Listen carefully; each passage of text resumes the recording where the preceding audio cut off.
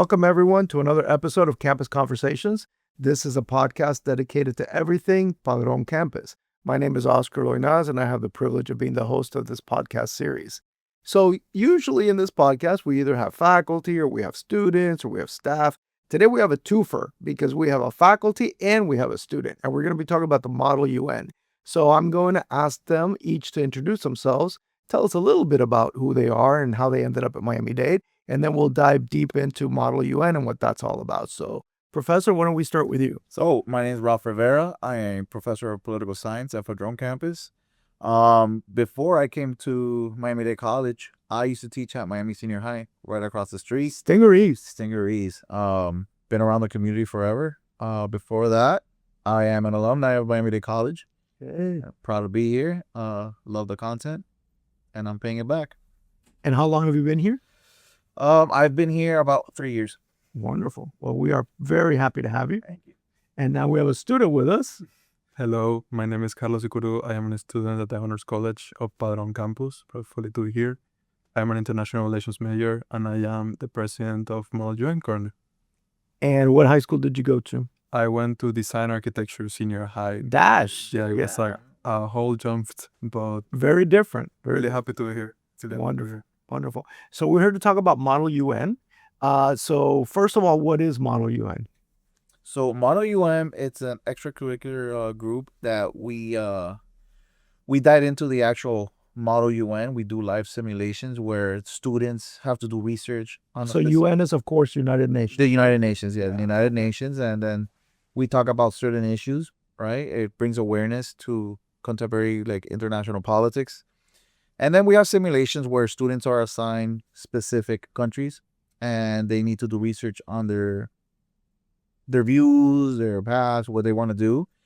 And when you have that simulation, they have to represent their country, their state, as opposed to their personal opinions and values, which makes them think, a little bit of critical thinking, put you in a tough spot. Yeah, it's a challenge. If you're representing, a country like Iran or Russia, you might be very different opposed to them. You're kind of forced to think in their mindset.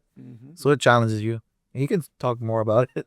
But also, I think there's a great potential because he enters into the concept of cultural relativism and trying not to get away from, in some way, those narrow forms of thinking that sometimes we have because of our education or how we have conduct our education. I actually really like this question because it's Moral UN, yes, is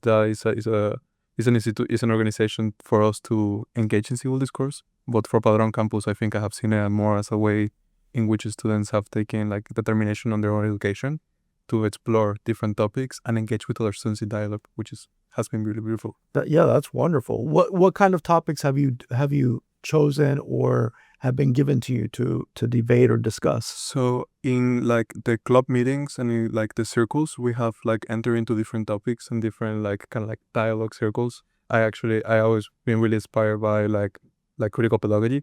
So entering into these conversations and entering into impersonating this conversation, but really engaging in the research. But the true conference that we have had has been in Latin American environmental rights in reference to indigenous populations and foreign affairs in United States. And so you mentioned you're a club, right? So you all meet. How often do you meet?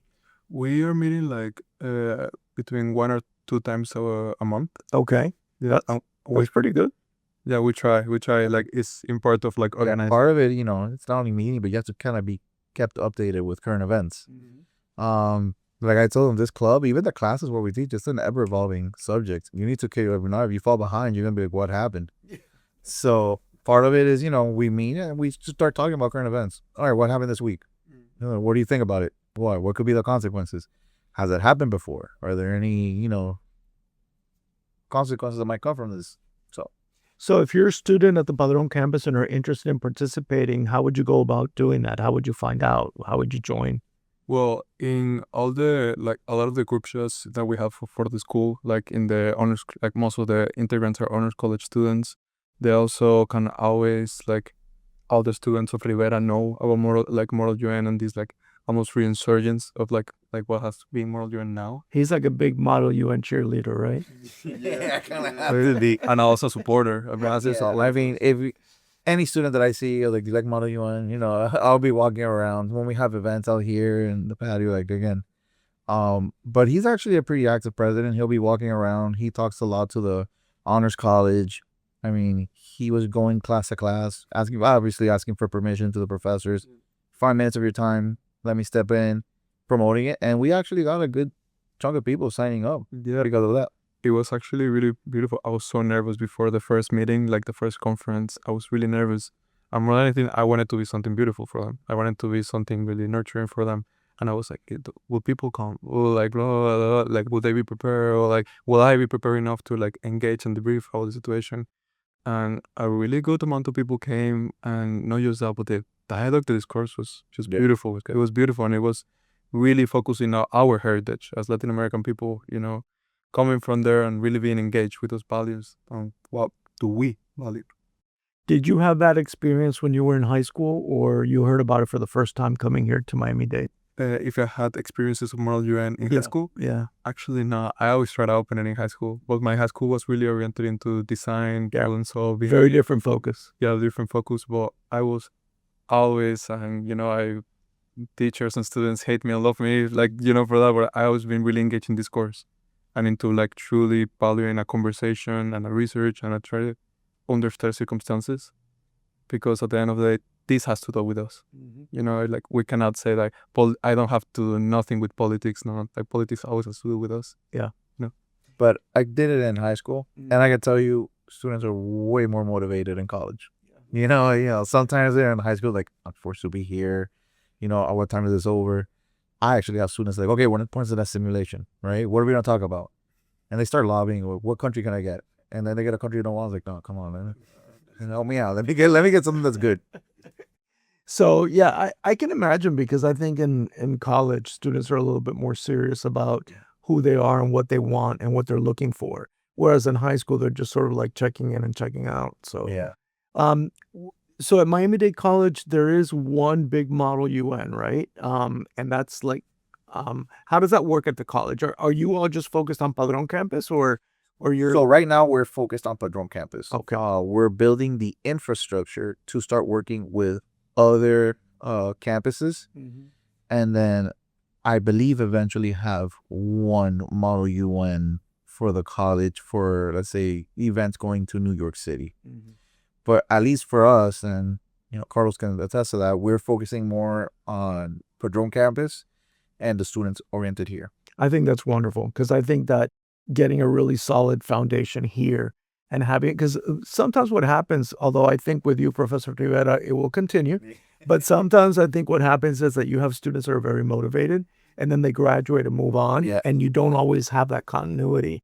So it's a good thing that you're developing that solid structure. That's exactly the reason why, like, the actions that we're taking right now, more than into trying to create another event or like focusing on the, okay, what is the legacy that the students want to continue like upholding? So we're like seeing for new e-boards, and not just that, but new students for them to engage in the next years. At the end of the day, I am graduating as well. Yeah. But part of it, you know, you have to sell it to students as it's not only international relations, it's not only politics, because most students will be turned off. A lot of it is you're learning public speaking, right? You're learning debate, debate models. You are learning how to communicate effectively and efficiently. Yeah, it's multi-layered. Yeah, it's just a lot of things. It's networking, right? You're always opening up. You're meeting new people. You're getting out of your comfort zone. Yeah, it's a professional development opportunity for sure, and personal, professional and personal. Yeah. I think one of the greatest parts have been like it's not only political science students, it's STEM students, it's environmental students, it's literature students, and they bring, although we're impersonating those countries, they are bringing their personality and their preparation kind of in like the way that they speak or the way that they approach problems. That's wonderful. Well, thank you so much for sharing the Model UN with us, and thank you all so much for joining us. And until next time, I hope you have a great one.